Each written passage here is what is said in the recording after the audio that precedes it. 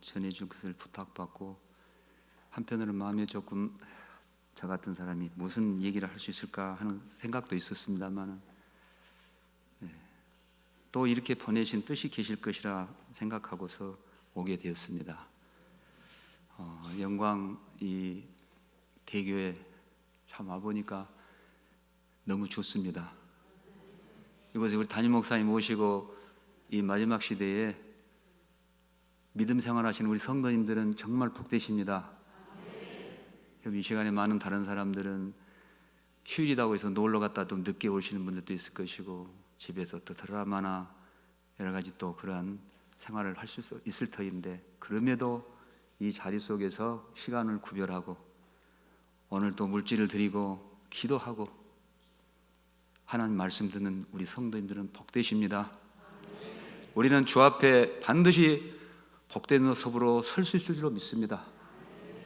오늘 저는 주 앞에 서는 날이라는 제목으로 말씀을 전거할 텐데요, 우리 목사님이나 또 다른 목사님들 오셨을 때 설교 말씀을 얼마나 하셨는지 모르겠어요. 근데 제가 너무 민폐가 안 돼야 될 텐데, 하지만 오늘도 이렇게 농인부 헌신 예배다 보니까 제가 이렇게 전하는 것과 우리 옆에서 수호를 통행하시는 우리 권사님께 하시는 부분이 어느 정도 좀 템포는 맞아야 되지 않겠습니까?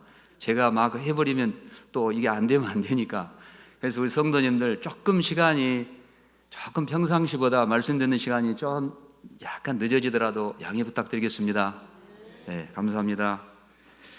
한국갤럽이 지난해 2월부터서 11월까지 전국의 만 19세 이상의 성인 남녀 9,000명이 넘는 사람들을 대상으로 설문조사가 아니라 직접 대면해서 조사한 2022년 종교 분표 조사 결과를 이제 목회 데이터 연구소에서 분석해서 발표를 했다고 합니다. 그런데 이 발표된 그 내용이 너무도 충격적입니다. 왜냐하면 우리가 이번 기독교인 그 비율이 15%밖에 나타나지 않았어요. 이것은 불과 10년 전인 2012년도에 23%에서, 이 23%라는 것은 우리 대한민국의 5천만이 넘는 인구 가운데 기독교 인구가 23%라는 소리예요. 그런데 지금 10년 만에 무려 8%가 감소한 수치로 나타났습니다. 심각하지 않습니까? 불교인들은 그러면 얼마나 나타났는가? 불교인들은 오히려 수치가 우리보다 앞섭니다. 16.3%로 나타났어요. 그러면 이 8%라는 이 수치가 단순한 것이냐? 인구수로 환산해 보면 무려 약 771만 명으로 추정된답니다. 이 수가 줄어버린 거예요.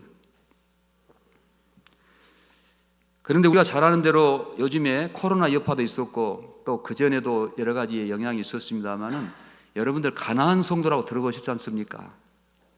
교회 등록만 해놓고 출석을 하지 못하고 있는 이 불출석 성도까지 합한다면은 그 숫자를 한 29% 정도로 추정한다는데, 이 숫자 빼고 하면은 실제적으로 매주 교회에 이렇게 우리 복된 성도님들 같이 나와서 정기적인 예배에 참여하고 있는 수가 이제는 545만 명밖에 안 된대요.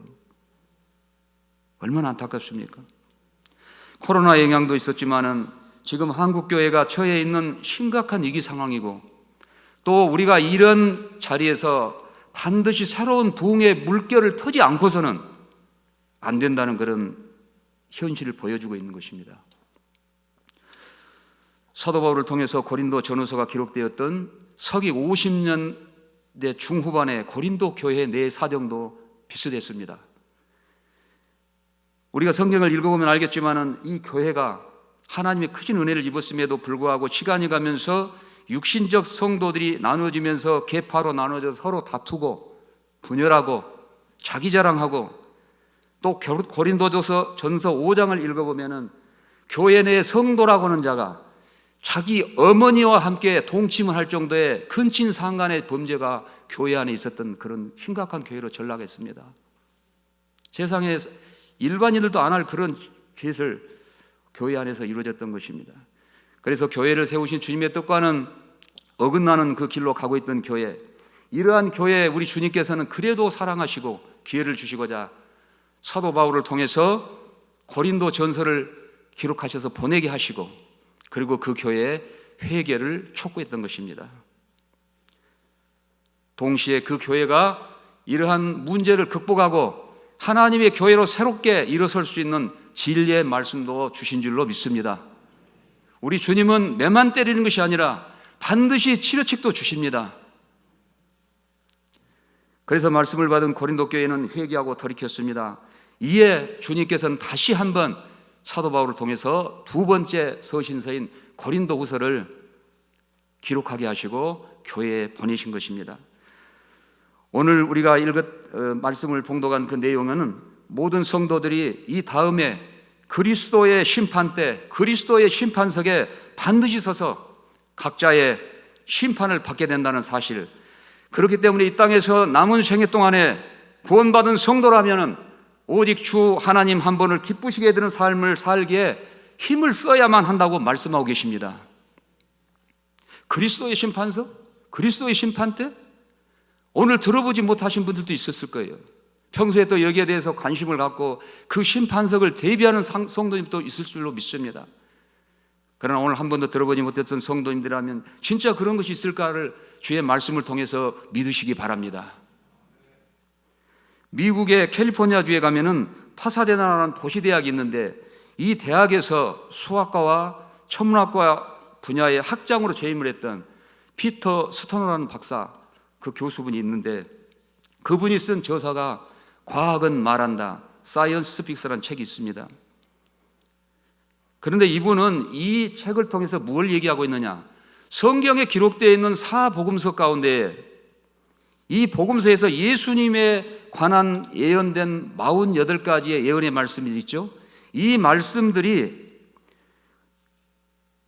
그 말씀대로 과연 누가 인위적으로 모든 수단 방법을 다 동원해서 그 말씀대로 한번 이뤄보려고 한다면 과연 그것이 가능할까? 그 확률치는 어느 정도나 될까 하는 것을 연구해서 발표를 했습니다.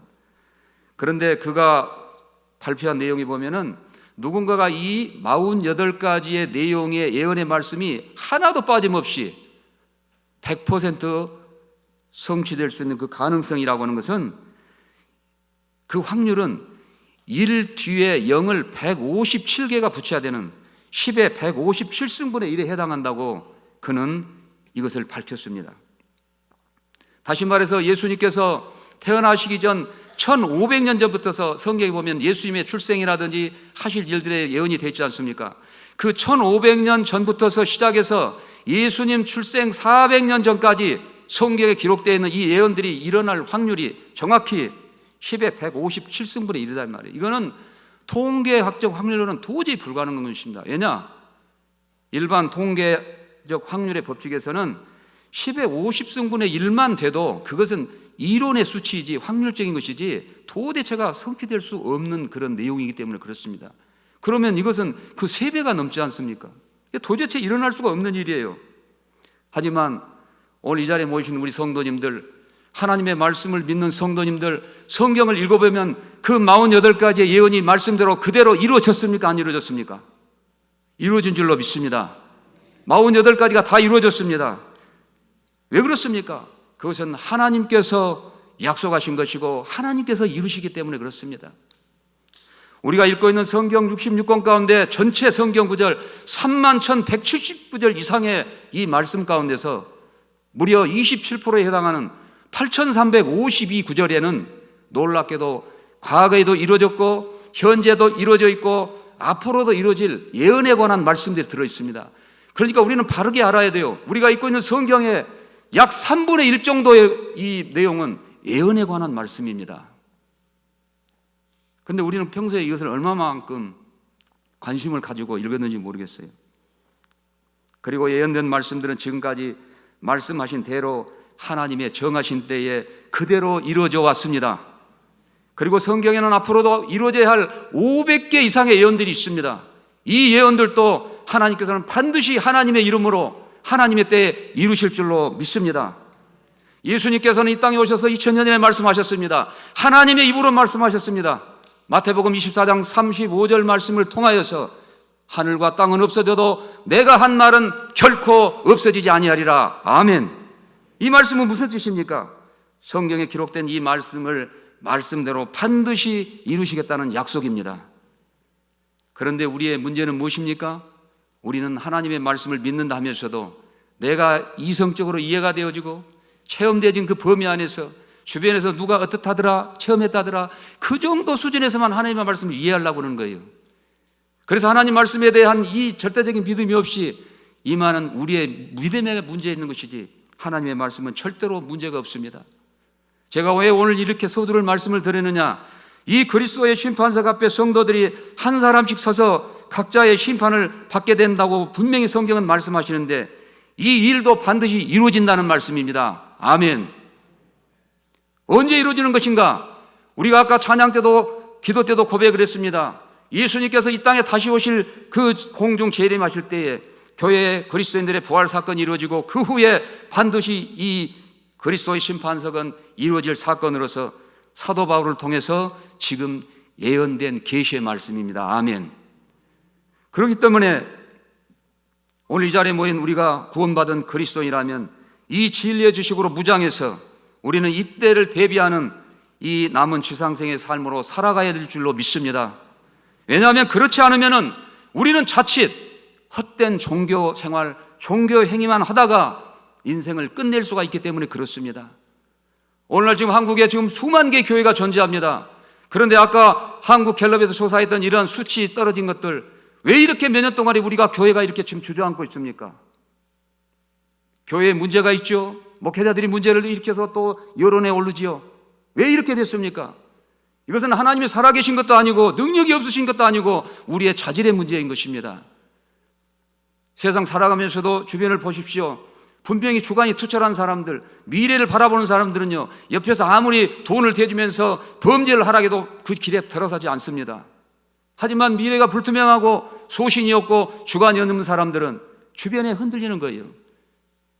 그래서 범죄에 속으로 가고 마귀 자식으로 살아가는 것입니다.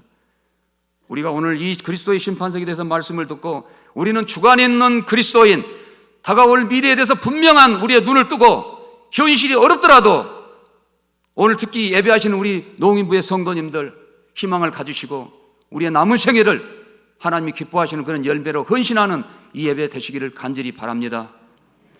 그리스도의 심판석은 오늘 고린도후서 5장 10절에 보면 나와 있지만 여기서만 말씀하는 게 아니에요.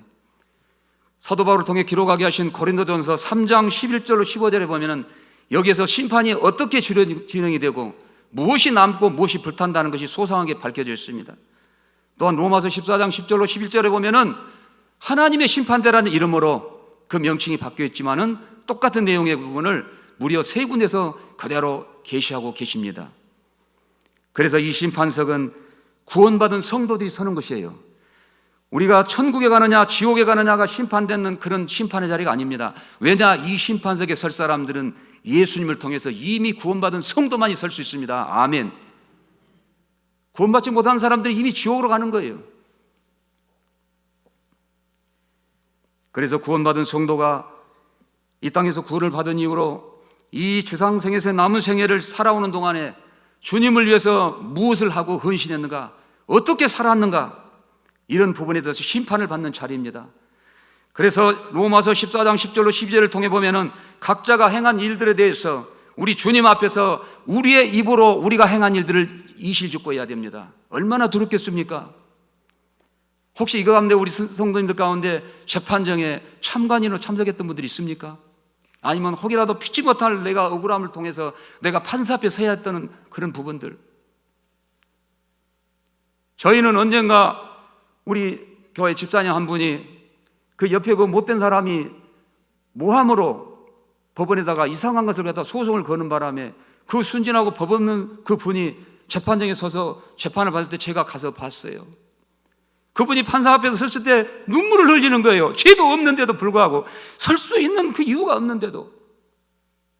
그 나중에 결국은 그것이 무고죄로 밝혀지고 오히려 모든 것이 다시 회복이 됐습니다만, 선량한 사람들은 이 세상에 판사 앞에 서는 것조차도 두려운 겁니다. 그런데 우리가 만왕의 왕이신 예수님 앞에 이제 각자가 한 사람씩 불려나가서 이 땅에서 구원받고 무엇을 위해 살다 왔는가에 대한 것을 마지막으로 심판을 받을 때, 그것도 주님이 모르시고 부르는 게 아니에요. 다 아시는 주님께서 몇 년, 몇 월, 며칠 날 너는 그때 무엇을 했느냐, 모르시고 그걸 물어보시겠습니까? 그때 우리가 기어들어가는 목소리로 주님, 저는 그때 이렇게밖에 못했습니다. 그런 부끄러운 고백을 한다면 우리는 얼마나 안타깝겠습니까? 그러나 로마서 14장 10절로 12절을 통해서 분명히 그때가 온다고 말씀합니다. 믿음으로 받아들인 자는 복이 있을 줄로 믿습니다. 뭔 그런 일이 있을라디, 우리 주님은 사랑이시고 나를 구원해 주셨는데 이 땅에서 이렇게 찬양하고 그럭저럭 종교생활하다가 죽어서 천국 가면 되는 것이지, 그게 다 아니에요. 오늘날 이렇게 알고 사는 사람들이 많기 때문에 우리 한국교회가 지금 이렇게 힘이 없는 것입니다. 그리고 오늘 우리는 이 자리에 부르신 주님의 뜻이 계신 것입니다. 그리고 이 자리에서는 성도가 잘못한 일들에 대해서도 분명히 주님께 공정한 심판을 받게 되는 것입니다. 이것이 그리스도의 심판세계예요. 그때 우리가 성도가 행한 그 모든 행위가 시험의 불로 이제 불에 태워진다고 고린도전서 3장 11절 이하의 말씀에 기록된 것을 보면 그대로 말씀하십니다. 그래서 이 시험의 불에 태워질 때 성도가 행한 일들이 그 시험의 불에 태워져서 죄가 되어버리는가, 아니면 그것이 온전하게 남는가. 그래서 그것이 남는 성도의 행한 일들에서는 주께서 보상을 하십니다. 아멘. 그것이 그리스도의 심판세계예요. 우리는 가끔 이런 기사를 한 번씩 들은 적이 있습니다. 어떤 사람들이 돈을 쓸지도 모르고 그냥 그 어르신들이 남한테 은행에도 밑도 못 오고 그냥 맺기도 못 오고 해가지고 그 방장 속에다가 돈을 그냥 막 쟁여놨는데 어느 날 피치 못한 사고나 그런 억울함 속에 세상을 떠나버리고 아무것도 없는 줄 알았는데 나중에 조사해보니까 그 많은 돈이 방에서 썩고 있는 부분들, 아니면 어떤 사람들은 돈을 갖다 잘 보관해놨는데 집에 불이 나온다든지 뭐 돼서 다 태워져 가지고 그 돈의 형체는 있지만 그걸 쓰려고 세보니까 바스락바스락해서 죄가 되어서 다 떨어져 나가버린 그 허무함, 바로 그것이 그리스도의 심판석입니다. 이 땅에서 성도로서 살아가는 동안에 자신이 행한 일들, 헌신의 삶은 고린도전서 3장을 통해서 보면은 금과 은과 보석, 나무와 풀과 지폐 6가지 건축 재료로 하늘나라에서 지어져 가게 된다고 분명하게 말씀합니다. 심판석에 서게 되면 이 지어진 것들이, 우리가 이루었던 이 재료들이 시험의 불에 의해서 태워지게 됩니다. 3장 13절에서 정확하게 말씀합니다. 그런데 우리는 오늘 이 금과 은과 보석, 나무와 집과 풀이라는 것이 도대체 무엇일까? 이 부분을 알기 위해서 바르게 성경을 해석해야 되는데, 오늘날 한국교회 이단이라든지 우리를 주변에서 괴롭히고 있는 이런 신천지라든지 이런 사람들의 문제점은 무엇입니까? 성경을 자의적으로 해석을 해버려요. 자기들 마음대로. 저희 교회도 잊어볼 만하면 신천지에서 편지를 보내옵니다. 이만희가 자기 이름으로 성경으로 토론하자고, 종교 간에 대화를 하자고. 이사야 34장 16절을 통해서 하나님은 분명히 말씀하십니다. 우리에게 말씀을 주시고 이 주신 진리의 성경은 성경을 통해서 성경을 해석해야 한다고 말씀하십니다. 아멘. 이게 절대적인 원칙이에요. 어떤 신학자의 의견도 아닙니다. 어떤 목회자의 사견도 아니에요. 성경은 성경을 통해서 분명히 해석해야 되고, 그래야 우리는 이 6가지 재료가 무엇인가에 대해서 알 수가 있는 것입니다. 여기에 예수님께서는 결정적으로 마태복음 22장 37절로 40절 말씀을 통해서 모든 율법과 선지자의 이 강령이 하나님 사랑과 이웃 사랑임을 분명히 말씀하십니다. 이것은 중요한 의미예요. 왜 그러느냐? 오늘 우리가 6가지 재료에 대해서 분명한 성경 해석을 알아야 되는데, 바로 이 6가지 재료가 하나님과 사람에 관한 것에 초점을 맞추어서 성경을 통해서 성경적인 해석을 우리가 해야 된다는 것을 말씀하고 있기 때문에 그렇습니다. 그래야 우리가 금이 무엇이고 무엇은 은으로 어떤 것을 보석으로 쌓고 나무와 풀과 짚은 도대체 무엇인가, 그것도 형체를 있지 않는가. 그런데 왜 그리스도의 심판석에서는 그것이 태워져서 죄가 된다고 하는 것인가? 그게 무슨 의미인가? 바르게 알아야 된다는 것입니다. 첫 번째 재료인 금은 하나님의 신성을 상징합니다. 우리 구약성경 출애굽기에서 쭉 읽어보면은 이 금은 하나님의 신성을 상징한다는 것을 분명히 알 수 있어요. 우리가 또 정금 같은 믿음을 주십시오 말할 때 그 믿음의 대상이 누구입니까? 로마서 10장 17절 동일해서는 그것은 진리의 말씀이요 진리의 말씀은 하나님 자신인 것입니다. 하나님께서 주신 그 말씀을 믿는 것이 믿음이지, 누가 시키고 내가 확신하는 내 주관을 믿는 게 믿음이 아니에요. 우리는 오해하면 안 됩니다. 그런 사람들이 많아요 지금. 그래서 자기 멋대로 하는 거예요. 막 이렇게 하면 헌신이겠지. 출애굽기 25장의 지성소 안에 법궤와 진설병을 둔 상, 촛대 등은 순금을 재료로 해서 만들거나 아니면 그 위에 덧입혀서 만들었던 것들을 우리가 알 수 있어요. 하나님의 신성, 금으로. 요한복음 12장 3절에서의 마리아의 그 헌신을 우리는 알고 있습니다. 주님을 섬겼던 그 여인의 아름다움. 마리아는 어떤 사람이었습니까? 한때는 많은 귀신들이 들렸던 그 처참한 상황에서 예수님을 만나고 예수님의 은혜로 그 귀신들을 내쫓아내고 자유를 입은 여인 아닙니까? 그래서 마리아는 그것을 기억하고 주님을 따랐고 십자가의 길까지도 갔었고, 그리고 자신에게 오늘 이 요한복음 12장 3절에서 주어진 그 순전한 나드 한 건, 당시 로마의 이 중량으로 327g이 넘는, 노동자가 1년 동안 벌어야 이 향유를 살 수 있는 그 옥합을 주님의 발에 부어드리고 머리털로 그것을 씻으시며 주님을 섬겼던 것입니다. 주님이 이것을 기뻐하여 여기셨고, 오늘 이 사건을 기록하고 있는 마태복음 26장 12절로 13절에 보면은 예수님께서는 마리아가 오늘 나에게 행한 이 일이 나의 장사를 위한 헌신이었다. 아멘. 이렇게 평가하시면서 이 세상이 존재하는 날, 온 세상에서 내 복음이 전파되는 곳마다 이 여인이 오늘 나에게 행한 일들을 기념케 하겠다. 아멘. 그것을 주님은 칭찬해 주신 것입니다. 그렇습니다. 예수님을 우리가 하나님으로 믿고 성인이 아니고 세계 4대 성인이 아니고 내가 배고플 때 뭐 좀 주시는 그런 분만이 아니라 하나님 자신으로 믿고 높이며 나에게 베풀어진 이 구원의 은혜를 기억하고 감사하며 이 지상에서 남은 생애 동안 살아가는 동안에 나에게 주신 생명, 건강, 시간, 물질, 재능, 또 은사적인 이런 부분들을 잘 사용하여서 예수님을 최우선적으로 섬기고, 그리고 하늘의 소망을 가지고 살아가는 우리 성도의 삶은 하늘에 금을 쌓는 재료입니다. 믿으시기 바랍니다. 금을 쌓는다는 것은 바로 이런 의미예요. 내 마음대로 헌신하는 것이 아닙니다. 예수님을 적당히 그냥 요술방망이라고 생각하는 게 아니에요. 어떤 사람들은 전도한다면서 예수님 믿으면 돈도 많이 벌어, 장사도 잘 돼, 건강해. 그게 예수님을 믿는 목적입니까? 우리가 그것 때문에 예수님을 전해야 됩니까? 그러고 나서 전도했다고요. 물론 주님을 잘 믿고 섬기면 그런 은혜도 부가적으로 주실 수 있습니다. 두 번째는 은혜 재료입니다.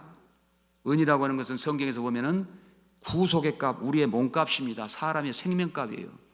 그래서 레위기서 27장 3절에 보면은 하나님께 서원한 그 이스라엘의 남자 여자의 값을 하나님께서는 은으로 얼마씩 정해놓은 것이 나옵니다. 사람의 목숨값이에요. 은이라는 특성은. 출애굽기 30장 13절로 15절에서는 이스라엘 자손이 드린 자신의 생명의 속전을 은으로 드린 것입니다. 그리고 마태복음 17장 24절로 27절에서 20세 이상의 유대인 남자들은 매년 아달월 3월 15일경이 되면은 그들은 자신을 위한 그 생명의 값으로 반드시 반세계를 성전세로 드려야 했어요. 그래서 이 땅에 오신 예수님도 성경에 보면은 베드로에게 이 얘기를 해서 반세계를 드리지 않습니까? 갖다 내라. 은이라고 하는 것은 자신을 구한 구속의 대가, 바로 그 값으로 드려졌음을 우리가 알 수가 있습니다. 예수님께서는 내 생명을 살리기 위해서 이 생명의 값으로 예수님 자신의 생명을 모두 내어주셨습니다. 그리고 십자가에서의 그 육신의 죽으심으로 우리의 모든 것을 다 대신해 주시고, 또 그것만이 전부가 아니었어요. 우리가 오늘 이 자리에서 새롭게 알아야 할 사실이 있습니다.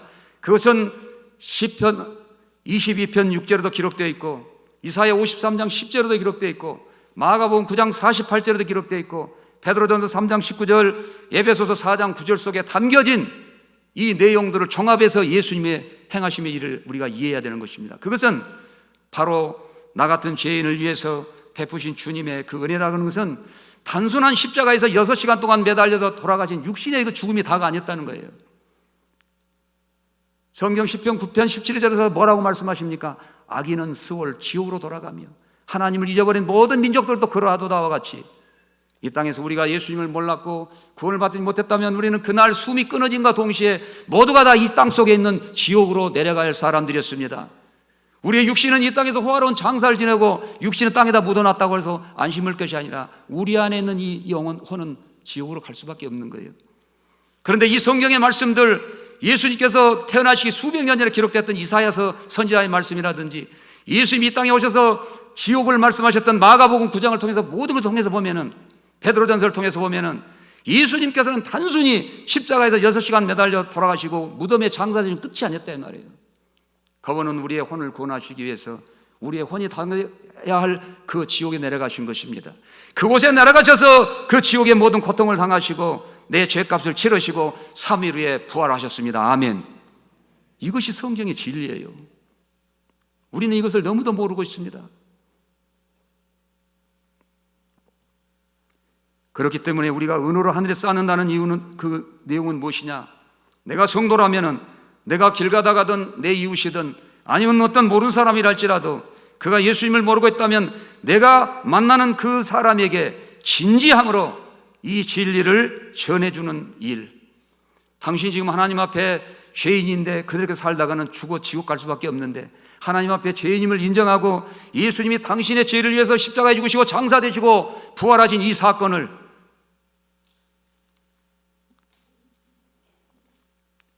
전해주면서 당신도 얼마든지 그 예수님을 믿으면은 이 모든 죄에서 용서를 받고 구원을 받고 영원한 생명으로 살아갈 수 있다 하는 이 부분들을, 이 복음을 정확하게 전해주는 이 일, 그래서 그 사람을 생명으로 살리는 그 일에 내가 말 한마디라도 제대로 해주면 하늘에서는 우리의 은혜 상급이 쌓인다는 것입니다. 할렐루야.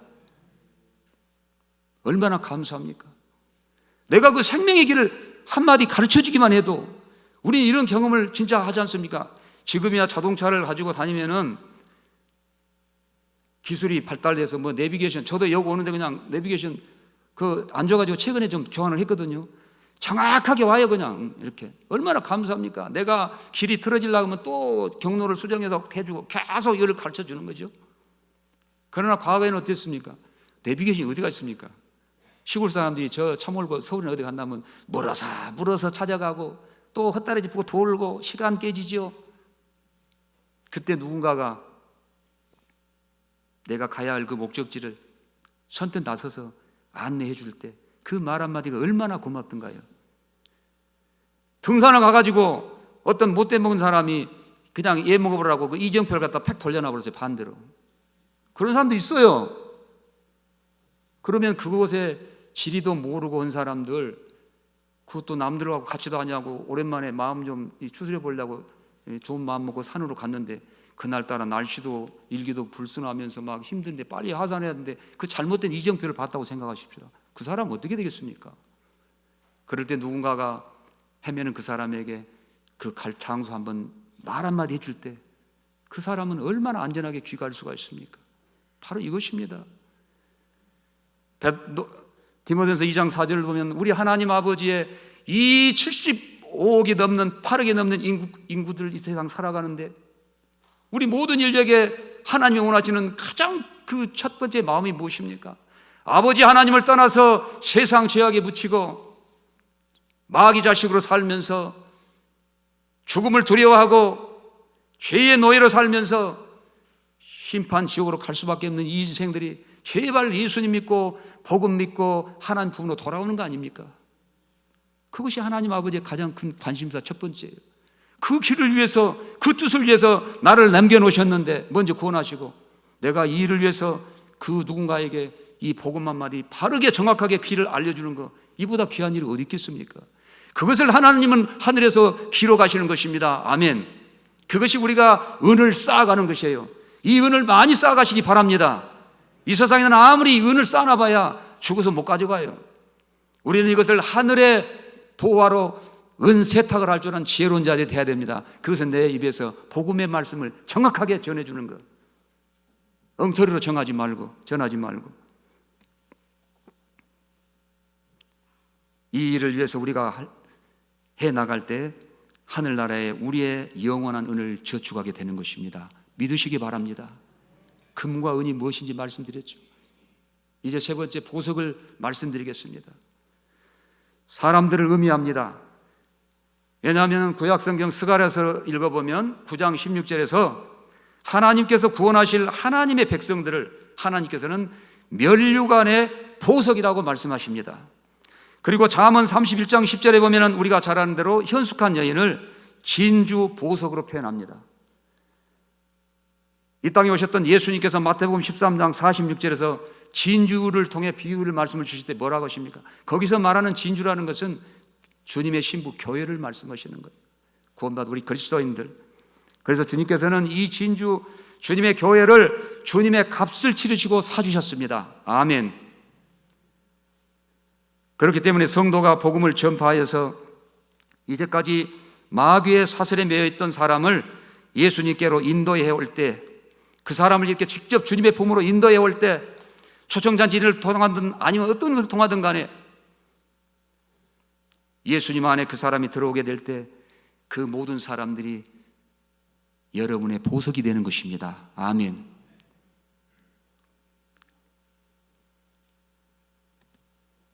사도 바울은 빌립보서 4장 1절과 데살로니가전서 2장 19절을 통해서 이것을 분명히 말씀하셔요. 나의 기쁨이요 면류관인 사랑하는 자들아, 그를 통해서 복음의 소식을 듣고 또 그를 통해서 교회가 개척되었을 때 많은 사람들이 또 돌아왔지 않습니까? 그 모든 열매들이 주님 앞에 보석이라는 것입니다. 오늘 말씀 듣는 우리 성도님들도 그 보석을 하늘에 주렁주렁 달시기를 바랍니다. 무엇을 위해 우리가 살아야 되겠습니까? 오늘 금과 은과 보석의 재료를 정리하도록 하겠습니다.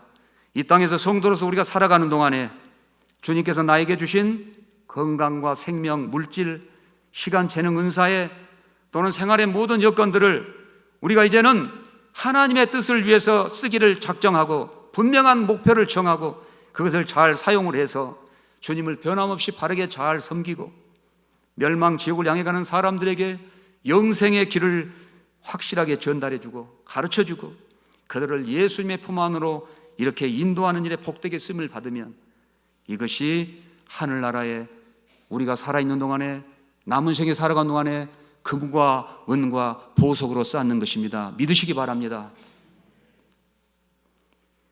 그렇다면 나무와 풀과 짚은 무엇입니까? 우리가 어렸을 때 시골 출신이니까 그 시골에 그 초가집에 살았어요. 저희들도 흙벽집에서도 살아보기로. 그러면 시골에는 옛날에 잘못하면 지금도 막 이렇게 건조지가 내려서 막 강원도 쪽에 산불이 많이 나지 않습니까?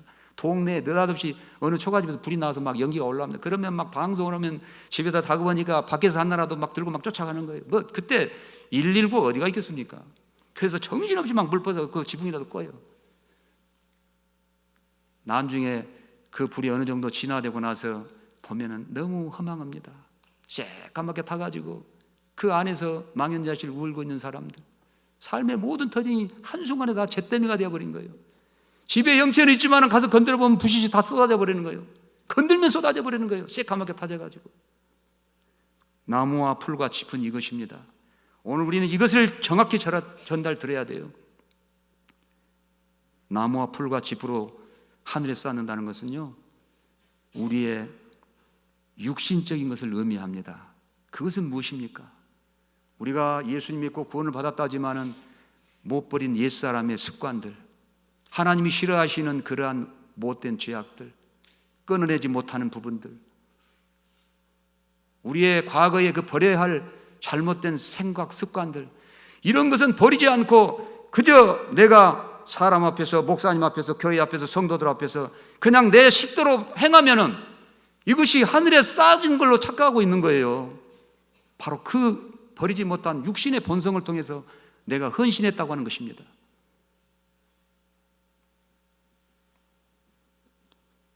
지금은 소천하셨지만 저는 옛날에 그 교회가 뭐 한 5천 명 정도 성도가 됐을 겁니다. 그 목사님이 개척하셔가지고.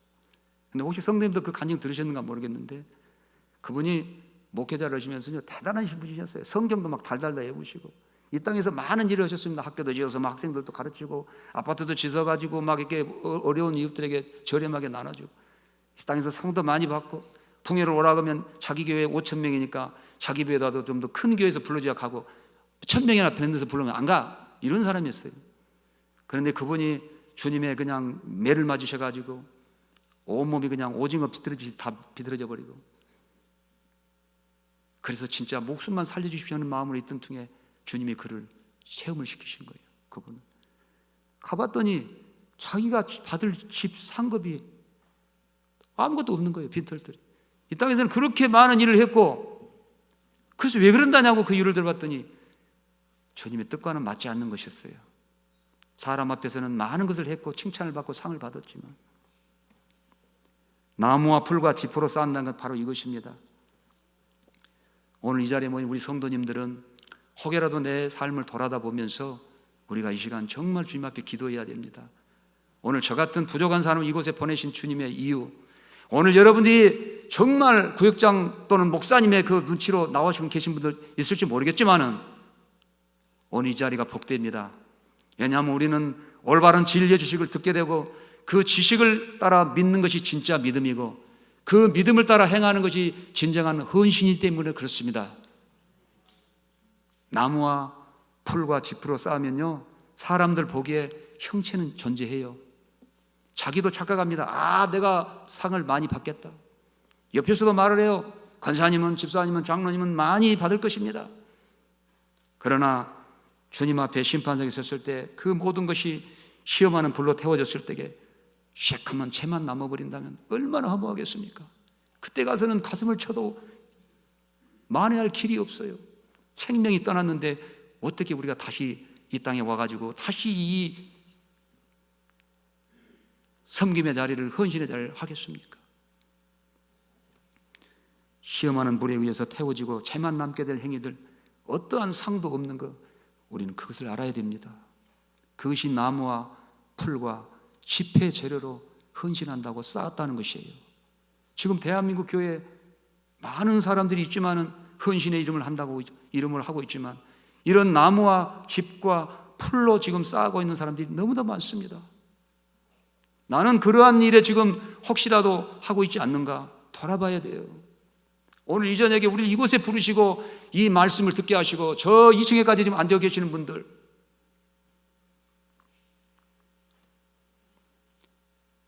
그렇기 때문에 성도는 먼저 자신이 행하고 있는 일들이 섬김이, 헌신이라고 하는 것이 어떤 종류인지를 먼저 잘 살펴서 해야 합니다. 고린도전서 3장 13절 통해 말씀합니다. 그래서 지금 행하고자 하는 일, 행하는 일이 내가 어떤 동기에서 시작을 했는가, 나의 영광을, 나의 의를 위해서 한 것은 아닌가. 진정으로 주님의 은혜를 알고 마리아의 섬김과 같이, 헌신과 같이 정말 주님의 그 은혜를 알고 기억하고 감사하는 그런 마음에서 나를 남기신 목적을 위해서 내가 헌신하고자 하는 그런 동기에서 시작을 했는가. 그리고 그러한 과정을 지금 내가 제대로 밟아가고 있는가. 그 과정을 통해서 열매가 맺히고 그것으로 하나님이 받으시는 열매가 되어지는 것인가 하는 것을 우리는 말씀을 통해서 분명하게 살필 줄로 알아야 됩니다. 이것이 심판석에서의 변수예요. 우리 올림픽이라든지 그 동계올림픽 보십시오. 그 쇼트트랙이라든지 아니면 그 스피드 스케이팅, 그거 경기하다가 1등으로 돌았어요. 그래서 자기 간에는 그냥 자기 나라에 애국했다면서 막 그냥 국기를 휘날리면서 막 하고 금메달로 자랑을 했어요. 그 몇 분간의 시간 동안에는 관중들도 그가 금메달인 줄 알았어요. 그런데 나중에 의외의 광경이 펼쳐집니다. 비디오 판독을 해보니까 이 사람이 룰을 어긴 거야. 선을 오바를 했다더니. 그래서 그의 금메달이 실격되고 2위가 1위가 되고 자신은 등 위로 밀려나는 경우를 볼 수 있습니다. 얼마나 안타깝습니까? 4년 이상을 훈련하고 그 대회에 나오려고 모든 것을 걸었는데 한순간에 그런 부분들로 그것이 물거품이 될 때, 나무와 풀과 지푸로 쌓는 건 바로 그것입니다. 이 땅에서 적게는 몇 년, 아니면 수십 년 동안을 주님을 섬긴다면서 내가 헌신한 줄 알았는데 그날 가서 봤을 때 내가 쌓아놓은 것이 금과 은과 보석이 아니라 나무와 풀과 지푸로 쌓아놨던 것으로 인해서 그 시험하는 불로 태워져 버렸을 때, 저만 남았을 때 그 허무함과 망연자실을 우리가 누구한테 호소하겠습니까? 주님은 공정하신 분이십니다. 의로우신 분이십니다. 그렇기 때문에 오늘 고린도 교회에 먼저 서신서를 보내서 회개를 촉구하고, 그들이 회개하고 돌이켰을 때 그러면 이제 다시 한번 그들에게 기회를 주셔서 너희들이 이 세상에서의 믿음의 생활로 끝이 아니라 교회의 생활, 교회의 노름으로 끝이 아니라 이 세상 떠나고 난 뒤에 그리스도의 심판석 앞에 서야 한다는 것을 말씀하신 것입니다. 말귀를 알아들을 들을 만한 상황이 되니까 주님이 말씀하신 거예요. 오늘 이 자리에 모이신 우리 성도님들은 주님의 말씀을 알아들을 수 있는 귀가 있으신 성도님만 모이실 줄로 믿습니다. 일반인들에게 말하면 시험 들어 떠나버려요. 말귀를 알아먹는 사람들한테 채찍을 드는 거예요.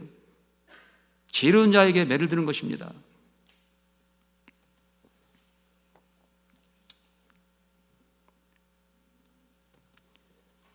잘못된 재료로 짓게 되면 심판석에서 완전히 불에 타서 없어져 버리게 됩니다. 바른 진리의 지식을 모른 채 무조건 자신의 생각대로 열심히만 하면, 목사님 앞에서 열심히 하는 척 보이고, 구역장 앞에서 열심히 하는 척 보이고, 장로님들 앞에서 열심히 하는 척만 보이고, 그것이 다가 아니에요. 오늘 주신 바른 진리의 지식을 통해서 주님을 바르게 섬기는 헌신의 삶을 이루어가야 됩니다. 그렇지 않으면 착각하고 있는 거예요, 우리는. 그리고 그날 손해를 당하게 됩니다. 성경을 통해 분명히 말씀하지 않습니까? 죄가 되어버린다고. 빈털털이 되는 것입니다. 우리는 그런 인생들 되지 마십시다. 그러면 우리 주님께서는 그리스도의 심판석을 대비해서 이렇게 살라고 하시면서 그냥 너희들 열심히 해, 그러면 끝이냐? 끝이다, 그렇게만 하십니까? 그렇지 않습니다. 오늘 사도 바울을 통해 기록하게 하신 서신서, 또 베드로 사도를 통해 기록하신 서신서, 사도 요한을 통해서 기록한 서신서에 보면은 우리가 이 다음에 그리스도의 심판석을 서가지고 거기서 좋은 심판을 받은 성도들에게는 무려 5가지의 면류관을 약속하십니다. 올림픽에서 3관왕들 나오잖아요. 얼마나 영예롭습니까? 국가의 국위를 선양하고 자신들의 그러한 수고에 대해서 국가에서 충분히 보상을 해주고 영웅이 되어지고, 우리 성도들에게도 주님은 약속하십니다. 결코 이 세상에서의 수고를 결코 그냥 말 한마디로 때우시는 분 아닙니다. 그래서 사도 바울도 로마서 8장에 보면은 그가 그 어려움 가운데서도 복음 전하고 헐벗고 굶주리면서 매맞아가면서도 사역했는데 그것을 어떻게 얘기합니까? 내가 지금 당하고 있는 이 약한 환난이 장차 내가 받게 될 그 영광스러운 것을 생각한다면 나는 이것을 비교할 수가 없다. 아멘. 그는 그렇게 고백하고 있는 거예요. 왜 그렇습니까? 고린도후서 12장을 보면은 그는 하늘나라 3층천을 구경하고 오신 분이에요. 그래서 이 비밀을 안 거예요. 확실하다는 것. 너무나도 우리에게는 그런 믿음이 있습니까? 지금 누구에게 우리가 멸시당하고 가난하다, 일 안 풀린다, 아이고 그렇게 당신 몇 년 믿었는데 그 모양이요, 예수 믿다면 좀 쭉쭉 받아야 될 거 아니에요. 그런 말을 들을 때마다 우리는 얼마나 마음이 미어집니까? 주께서 나를 마음을 알아주시고 우리 형편도 좀 한번 좀 팍팍 밀어주시면 좋겠는데, 그러나 그 가운데서도 주님의 약속을 믿고 그리스도의 심판석을 대비하는 우리 성도님들 되시기 바랍니다. 왜 그렇습니까? 이 모든 가운데서도 행한 일들에 대해서 기록이 되어지고 주님은 너무나도 분명한 5가지의 면류관을 제시하고 계시기 때문에 그렇습니다. 우리 이 중에서 하나라도 따야 되지 않겠습니까? 뭐 공부를 많이 해야 딴다, 돈을 많이 해서 헌금을 많이 해야 된다, 얼굴이 이뻐야 된다, 무엇을 해야 된다는 조건이 아닌 거예요. 세상적인 조건이 아닙니다. 첫 번째는 의의 면류관입니다. 믿음의 선한 싸움을 싸우고 자신의 달려갈 길을 마치고 믿음을 끝까지 지키며, 그리고 무엇보다 중요한 것이 아까 우리 여기 찬양대도 찬양하시고 우리 집사님도 기도하셨지만 우리는 예수님께서 다시 오신다는 것을 분명히 믿는 성도들인 줄로 믿습니다. 세상은 거짓말치고 정치인들도 거짓말을 치고 국민들의 마음에 이 불화병을 치밀게 하지만은 우리 하나님은 거짓말하신 분이 아니십니다. 분명히 다시 오십니다. 이 주님의 약속에, 재림의 약속의 말씀을 확실히 내 것으로 믿고 약속으로 믿고 그 주님의 오실 날을 손꼽아 기다리면서 이 땅에서의 성도의 길을 마지막까지 가는 사람, 그래서 디모데후서 4장 8절을 통해서 의의 면류관을 주신다고 약속하십니다. 그 면류관을 받으신 우리 성도님들 되시기 바랍니다. 두 번째는 생명의 면류관입니다. 예수 그리스도와 복음의 진리를 위해서 순교한 성도. 순교란 말이 나오니까 조금 멈칫하지죠. 그래서 이것은 아무나 받는 것이 아닌 것 같아요. 우리 이 영광에 가면 6.25 때 그 많은 그 순교하신 성도님들 있지 않습니까? 교회들.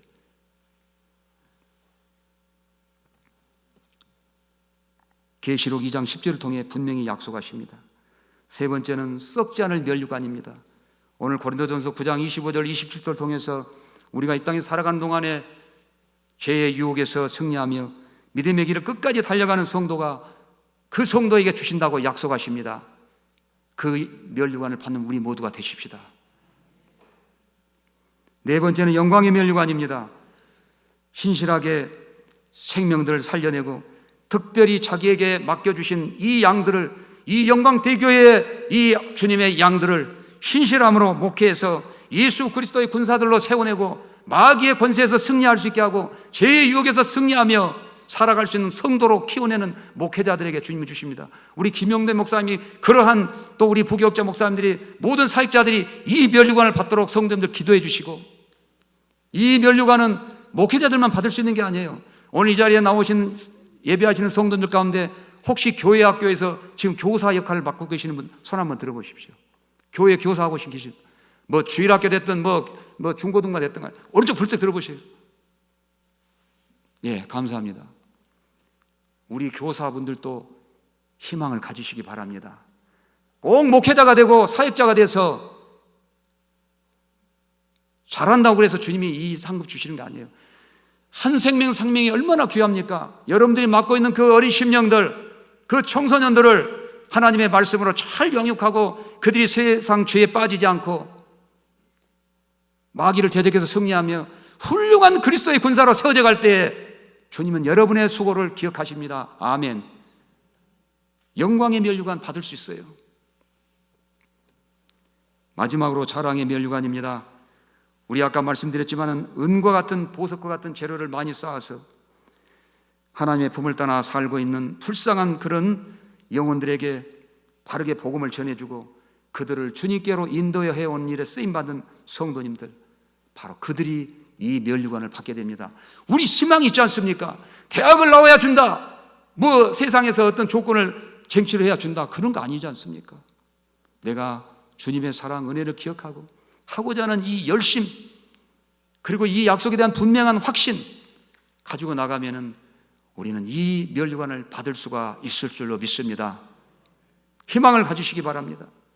주님은 이 5가지 면류관을 한 사람을 통해서만이 아니라 이 세 사도들을 통해서 기록하게 하신 말씀을 통해 약속하고 계신답니다.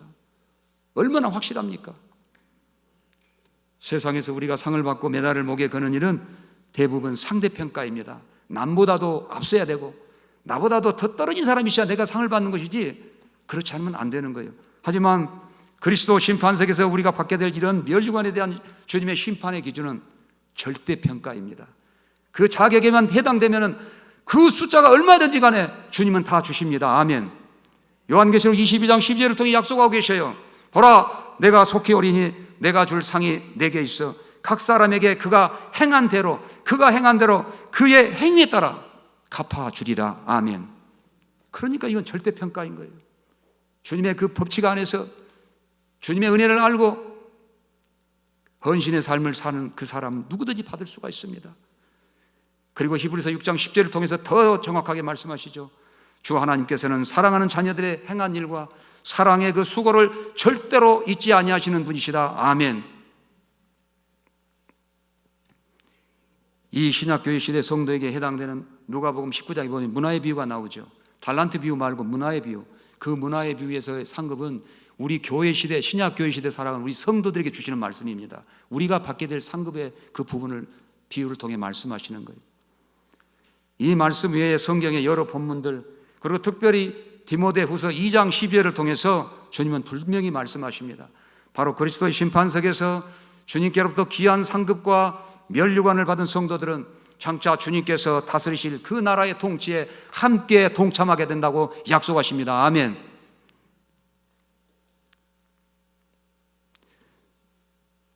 사람들은 보통 자신을 지배하고 있는 생각을 섬깁니다. 그러나 주님의 뜻과 상관없는 생각은 세상으로부터 온 것이며 그것은 우상이라고 말씀합니다. 골로새 3장 5절을 통해 뭐라고 말씀하십니까? 우리 안에 세상으로부터 오는 생각들, 세상의 가치관을 따르고 살아가는 그러한 생각들, 그 탐심, 우상 숭배라고 분명히 말씀하십니다. 그리고 결국엔 자신의 이 마음 안에 있는 그 우상을 쫓아서 대부분의 사람들은 살아가게 마련입니다. 그래서 오늘날 세상이 이런 거예요. 지금 내 마음속을 지배하고 있는 그 생각은 무엇이라고 솔직히 여러분 자문자답하시겠습니까? 내 육신을 쫓아가게 하고 있는 이 내 안의 우상, 이것이 무엇입니까? 몸은 여기 앉아있지만 내 생각을 지배하고 있는, 지금 우리는 신약교회 시대의 마지막 때를 살아가고 있습니다. 주님께서 경고하셨습니다. 2000년 전에 뭘 경고하셨습니까? 마지막 때가 되어갈수록, 주께서 오실 때가 가까워질수록 이제 교회 안에서 주님은 문 밖으로 밀려나고 그 주님의 자리를 인간들이 차지하게 될 것을 말씀하셨어요. 지금 실제로 그렇게 되어가고 있습니다. 교회 안에 하나님의 자리는 뒷전으로 사람들이 그 자리를 지금 차지해 가고 있는 것입니다. 이런 시대에 우리는 살아가고 있습니다. 하지만 세상과 사람이 아무리 변해도 우리 교회의 주인은 예수님 한 분이십니다. 아멘. 예수님만이 우리의 주인이십니다. 성도는 주님께 부름받은 주님의 군사일 뿐입니다. 디모데후서 2장 3절을 통해 정확하게 말씀하십니다. 이 사실은 절대로 변할 수가 없습니다. 한 번 죽는 것은 모든 사람들에게 정해진 하나님의 법이기에 오늘 이 자리에 모인 저나 우리 성도님들 모두도 이 법의 적용을 동일하게 받습니다. 그래서 어느 날 주님께서 이제는 너의 이 땅에서 삶을 그만 멈추어라 이렇게 말씀하시면은 우리는 이 모든 것들을, 우리의 삶을, 우리의 사랑하는 가족들 모든 것을 내려놓고 이 세상을 떠나야만 합니다. 그래서 하나님의 은혜 복음을 통해 구원을 받고 교회에 다녔다 하지만은 정작 내가 이 세상을 떠나 주님 앞에 서는 날, 주님 앞에 서게 되는 날이 오는데, 그날에 나를 구원해 주시고 온갖 은혜로 돌봐주신 주님 앞에 내가 서서 이 심판석에서 주님과 내가 계산할 것이 하나도 없다면 얼마나 안타까운 일이며 다음 생에서의 우리의 신세는 빈털터리가 되고 맙니다. 그래서 사도 바울을 통해서 고린도전서 15장 부활장에서 말씀하시는 거예요. 더 좋은 부활의 몸을 입게 우리는 노력해야 됩니다. 부활의 몸을 입을 때 등급이 다 똑같은 게 아니에요. 복음을 통해서 예수님을 믿고 구원을 받는 것은 이제 시작에 불과한 일입니다. 우리는 착각해서는 안 됩니다. 구원받았다고 해서 모든 것이 끝이 아니다 이 말은, 이거는 걸음마, 시작에 불과한 것입니다. 하나님의 자녀가 됐다는 것에 불과한 거예요. 그런데 우리는 지금 오늘날 그것이 모든 것이 완성인 양 착각하고 있습니다. 그래서 내가에게 주신 건강, 삶의 여건들을 나만을 위해서 쓰고 하나님의 뜻과는 무관하고 섬김과 헌신의 자리에서는 뒷걸음질 채 내가 이렇게 이 세상, 좋은 세상 즐기다가 죽어서 천국 간다더라 이렇게 살고 있는 사람들이 수두룩해요. 그런 착각에서 우리는 벗어나야 됩니다. 우리는 다 반드시 그리스도의 심판석 앞에 서야 되기 때문에, 그래서 주님을 믿고 난 후에 행한 모든 일들에 대해서 주님 앞에서 심판을 받아야 하기 때문에 그렇습니다. 누가복음 12장에 보면 어리석은 부자가 나오죠. 그 20절에서 주께서 말씀하시지 않습니까? 오늘 밤이라도 이 미련한 놈아, 내가 너의 영혼을 불러버린다면, 데려가 버린다면 네가 지금 자랑하고 평생 먹고 쓰겠다고 장담하고 있는 이 모든 것이 누구 것이 되겠느냐. 그러면서 인생의 우매함을 훈계하시는 부분을 우리가 볼 수가 있습니다. 만약에 주께서 이 어리석은 부자처럼 오늘이라도 우리를 불러가신다면 그분 앞에 내가 내어놓을 것이 무엇이 있을까? 우리는 오늘 심각하게 받아들여야만 합니다. 구원을 받았다고 믿는다면 지금까지 내가 나의 생명의 주님을 위해서 무슨 일을 해왔는지 이 시간 진지하게 생각해보는 성도가 되어야 합니다. 아직도 그러나 오늘 이 자리에 나오신 성도님들 가운데 나는 아무것도 아니야, 내가 무엇을 할 수 있겠어, 나이 들고 배움도 없고 돈도 없고 능력도 없는데, 이렇게 생각하는 성도님들이 있을 수도 있습니다. 아니면은 야 봐라, 내가 이 교회에서 이 몇 년 동안을 내가 이 정도 했지 않느냐, 나 정도 했으면 되겠지, 이렇게 자만하신 분은 또 안 계십니까? 오늘 함께 예배하는 우리 농인부에 속한 우리 성도님들, 여러분 기억하십시오. 한 사람이 모든 것을 다 잘할 수는 없어요. 세상의 기준으로는 우리를 바라볼 때 보잘것없고 무시할 수는 있으나, 예수님께서는 나에게도 허락해 주신 나만의 독특한 은사가 있다고, 이 칠칠이 같은 우리 죄인들에게 고린도전서 7장 7절을 통해서 이 칠칠이 같은 우리들에게도 독특한 은사를 주셨다고, 나에게 주셨다고 약속하십니다. 아멘. 찾아보면 있다 이 말이에요. 나한테도 남이 할 수 없는, 나만이 할 수 있는 것이 있습니다.